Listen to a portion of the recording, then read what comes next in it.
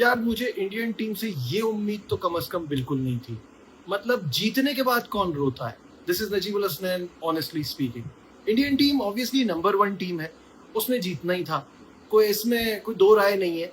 बहुत डिफरेंस है, मैंने फिर कहा है। लेकिन उसके बावजूद इतना क्लोज फॉट मैच हुआ और जबरदस्त मुकाबला हुआ। पाकिस्तान ने बहुत बुरी बैटिंग की, लेकिन उसके बाद बॉलिंग में उसकी कमियों को पूरा करने की कोशिश की। But at the end Tilak Varma was way too good.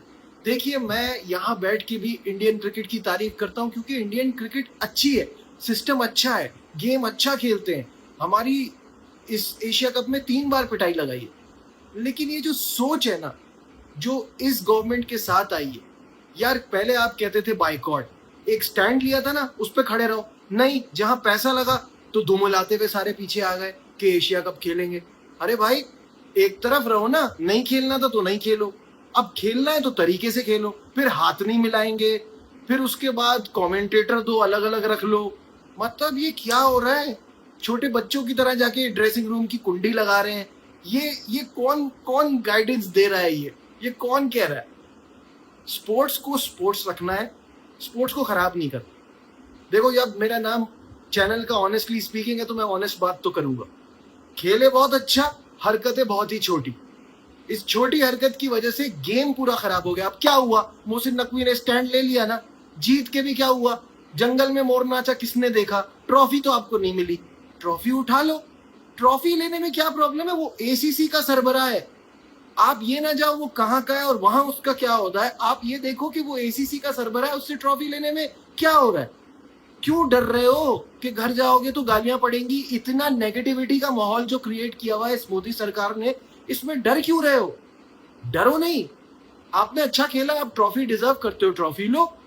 घबरा रहे हैं कि वो प्राइम टाइम के एंकर्स चीखना शुरू हो जाएंगे, घर में पता नहीं आप सेफ रहोगे नहीं रखोगे, पथराव होना शुरू हो जाएगा।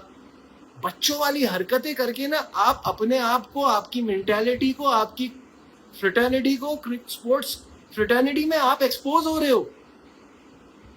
ये इंडिया पाकिस्तान से बहुत बढ़ के है बात। गेम को खराब मत करो, गेम को दागदार मत करो। मुझे तो बहुत सही लगा कि ये फैसला मोहसिन नकवी का, वरना तो ये हो सकता था कि कोई भी दूसरा ऑफिशियल वहां पे ट्रॉफी दे देता। लेकिन लेना है तो जो तरीकेकार है उसी से लो, वरना फिर घर जाओ, फिर उठा लेना। बाद में कौन देखेगा आपकी सेलिब्रेशन? क्या होगा? इसका फायदा क्या हुआ? ये पूरे तमाशे से आपकी जीत नीचे चली गई, ये इशू ऊपर हो गया। सारी दुनिया सिर्फ इस वजह से बर्दाश्त कर रही है क्योंकि आप पैसा ज्यादा जनरेट करते हो, आपका बोर्ड ज्यादा पावरफुल है। अंदर तो सब यही सोच रहे हैं ना कि ये गेम के साथ कर क्या रहे हैं। पहली बार ये हुआ कि हैंडशेक नहीं हो रहा। खुद ही इंडियन पॉलिटिशियंस बहुत सारे ये बात कर रहे हैं, यार या तो खेलते या ना खेलते। ये हाथ ना मिलाने से क्या हो रहा है? ये हाथ ना मिलाने से हो क्या रहा है? You look stupid, strange. मुझे तो ये बात ही समझ में नहीं आ रही है। अब आप कहोगे हाँ क्योंकि टेररिज्म को सपोर्ट, भाई आप वो प्रूफ नहीं कर पाए, उसके बाद आपने जंग लड़ ली, उसका भी कोई फायदा नहीं हुआ। ट्रंप ने कहा चुप करके बैठो, सब चुप करके बैठ गए ना, तो इतने बड़े बन क्यों रहे थे? दम था तो फिर एंड तक जाते, नहीं गए, उसका भी कोई फायदा नहीं हुआ। इसमें भी आपने अपना मजाक उड़वाया ट्रॉफी ना लेके। This is ridiculous. I mean, ये गेम पूरा एशिया कप खराब हो गया इस पूरे सीन से। कोई सेंसिबल लोग होंगे तो मुझसे अग्री करेंगे, नहीं तो गालियां दे रहे होंगे, मुझे पता है। लेकिन खुद ठंडे दिमाग से सोचे, या तो किसी का बाइकआउट करें। मैं तो कहता हूं ना, एक स्टैंड ले, उस पर स्टिक करें। ये ना हो ना कि पैसा इन्वॉल्व है, स्पॉन्सरशिप है, ब्रॉडकास्टर शोर मचा रहा है, तो यार खेल लेते हैं। वहां जाके मोहसिन नकवी से हाथ मिला लिया, सलमान अली आगा से हाथ मिला लिया, साइड पे जाके उसकी फुटेज आ गई, शोर मच गया। अब क्या करें? अब आओ गेम प्लान चेंज करते हैं कि हम हाथ नहीं मिलाएंगे। What is this nonsense? मतलब इससे फायदा किसका हो रहा है? आज हमें गेम पे बात करनी चाहिए, आज हमें आपकी विक्ट्री को सेलिब्रेट करना चाहिए rather than this foolish incident. पता नहीं, मुझे हैरत होती है कि कौन सी हुकूमत चला रही है यार। क्या 99 के वर्ल्ड कप में कारगिल वॉर नहीं चल रही थी? उस वक्त क्या हुआ था? उस वक्त तो कुछ नहीं हुआ था। तब हाथ मिलाया था, सब कुछ हुआ था. Game should go as normal.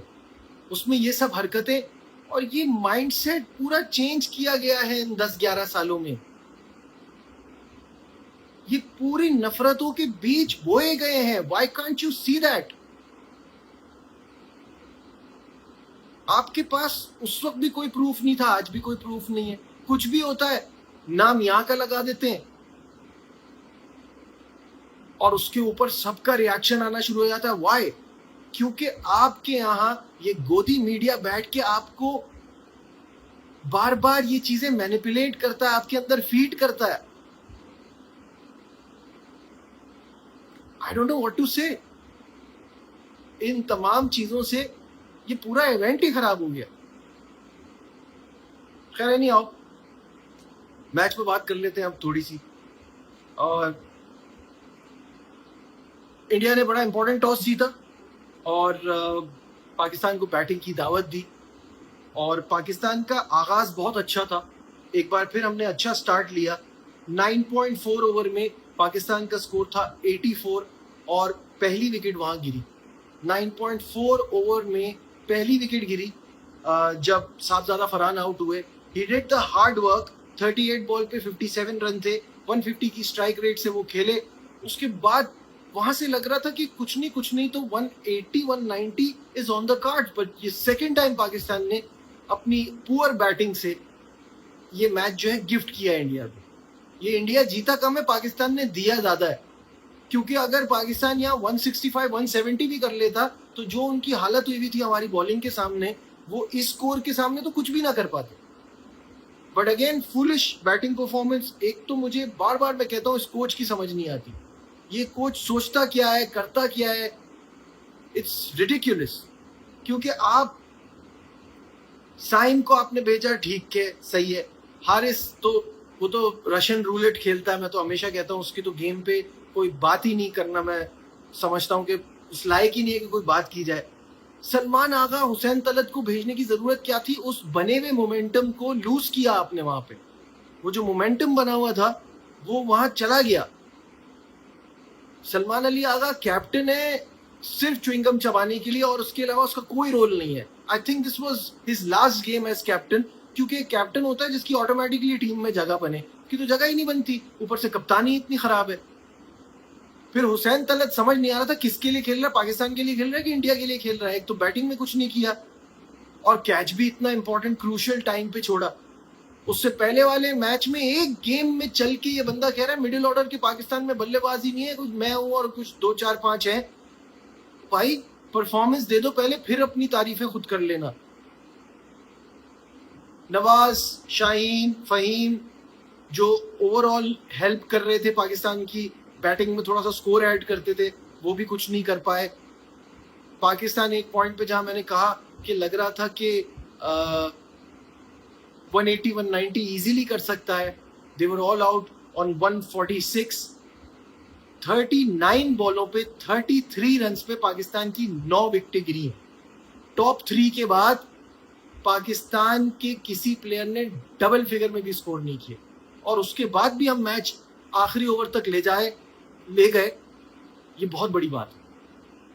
क्योंकि 146 पे तो ये लग रहा था कि ये 12-15 ओवर में ही मैच खत्म हो जाएगा. 12 ओवर की भी गेम हो जाए, 15 ओवर की भी गेम हो जाए तो बड़ी बात होगी. क्योंकि जिस तरह से अभिषेक शर्मा और गिल खेल रहे हैं, अभिषेक शर्मा जिस तरह का स्टार्ट दे रहे हैं, तो यही लग रहा था. बट कुलदीप की तारीफ करनी पड़ेगी. सबसे पहले बॉलिंग में 30 रन देके 4 खिलाड़ियों को आउट किया. वरुण चक्रवर्ती की 2 विकेट्स हैं, बुमराह की 2 विकेट्स हैं. Kuldeep was the pick of the bowler. Obviously Kuldeep ने इस एशिया कप में 25.1 ओवर्स कराए हैं, 158 रन दिए हैं और 17 विकेटें ली हैं. So what an unbelievable performance by Kuldeep Yadav. खैर, जब पाकिस्तान ने अपनी बॉलिंग शुरू की तो 7 रन पे पहली विकेट गिरी. अभिषेक शर्मा, जिनका मुझे अंदाजा था कि जहां आपने उनकी विकेट ली, क्योंकि वो अर्ली ऑन अच्छा स्टार्ट लेके दे रहे थे इंडिया को, पावर प्ले इंडिया का अच्छा गुजरता था, उसके बाद एवरेज परफॉर्मेंस से भी वो जीत जाते थे. अभिषेक का रोल बड़ा इंपॉर्टेंट था. आज उनके आउट होने से आपने देखा कितना फर्क पड़ा और उसके बाद फौरन ही गिल की विकेट गिरी. तो इन दोनों के आउट होने के साथ ही ऐसा लग रहा था कि पाकिस्तान गेम में वापस आ सकता है, बट स्कोर बहुत ही कम था।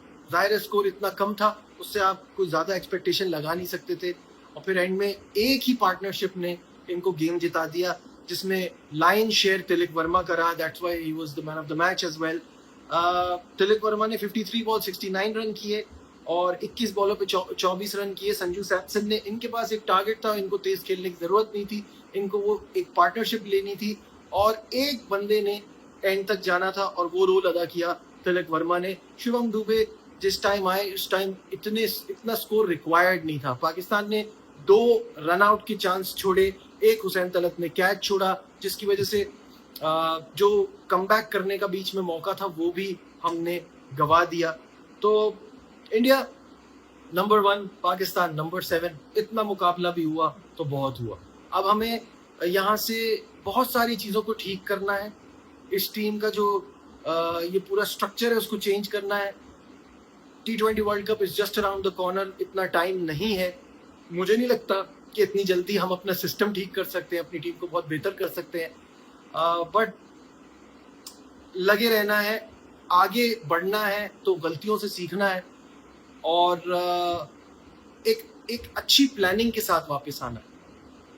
उसकी बहुत ज़्यादा ज़रूरत है। इस कोच के साथ, इस कप्तान के साथ मुझे नहीं लगता वो पॉसिबल हो पाएगा। आप क्या सोचते हैं कमेंट्स में ज़रूर बताइएगा। लाइक शेयर सब्सक्राइब देखते रहिए Najibul Hasnain honestly speaking. Bye.